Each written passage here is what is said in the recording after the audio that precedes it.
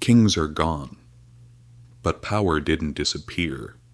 It simply changed hands. Those lords who once owned the land, who could decide your fate with a single word, they're still among us today. They just don't wear armor anymore. They use algorithms and stocks.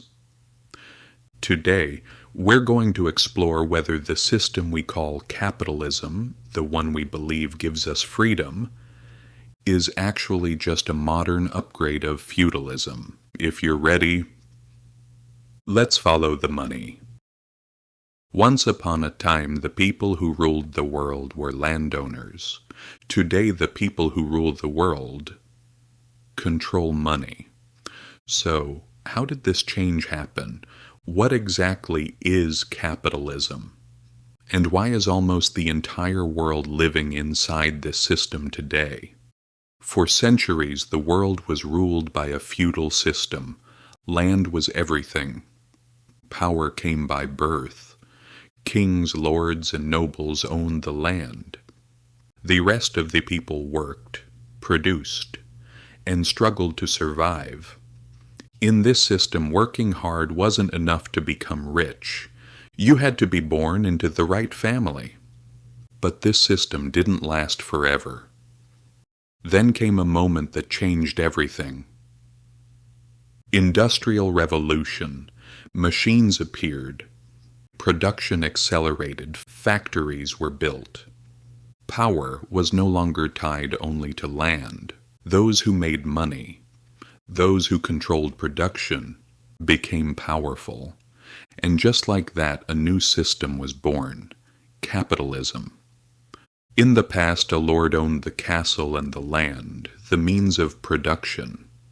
Today, a capitalist owns factories, software, or brands. A serf couldn't leave the land because they were legally tied to the lord. Today's worker is technically free, but must sell their labor to survive. Back then, the lord would take the surplus of the farmer's harvest by force. Today, the system takes a portion of the value you create as profit. In academic terms, this is called surplus value. But let's call it what it really is, the fuel of the system. At its simplest, capitalism is a system where the means of production are privately owned and people compete to make profit. But that definition isn't enough. Let's be more direct. Capitalism is a system where money is power. In this system, companies produce, people work, and everyone tries to make profit. And success is measured by how much capital you own. So what happened? Landowners were replaced by capital owners. Kings were replaced by corporations. Lords were replaced by investors. Power no longer grew through inheritance alone. It grew through money. Let's compare the two systems. Feudalism. Power comes from birth. The system is closed. Movement is limited. Capitalism. Power can theoretically be earned. The system is open. Competition exists. But that word, theoretically, matters. Because not everyone starts from the same place. Over time, capitalism didn't just remain a system. It became a global order. One of the most important turning points in that process was the Cold War. The world split into two, capitalism and communism in the end. Capitalism won. Today, even though political systems may differ, almost every country operates within a capitalist economy. Many people think of capitalism as a free market. But reality is more complicated. Capitalism cannot function without states. And states cannot remain powerful without capitalism. Companies depend on governments for laws, security, infrastructure.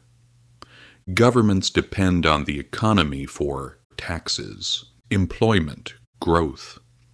This relationship is mutual dependence. So where do you stand in this system? Are you a worker, a consumer, or just a part of the machine? Capitalism offers opportunities, but it also sets limits. You can earn more if you work harder. But you don't write the rules of the game, and often, some players start with an advantage before the game even begins. Capitalism changed the world. It lifted millions out of poverty. It accelerated technology.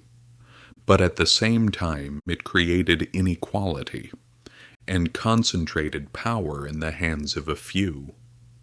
So this system is both an opportunity and a risk. You may feel free today. You make choices. You control your life. But one question remains. Who wrote the rules of this game? And more importantly, how free are you really? Capitalism took over the world because it made a promise: mobility. A serf could never become a king, but a kid starting in a garage can become the richest man in the world. Capitalism is not just an economic system. It's a way of thinking, a way of living, and maybe an invisible structure of power. Understanding it is the first step to questioning it.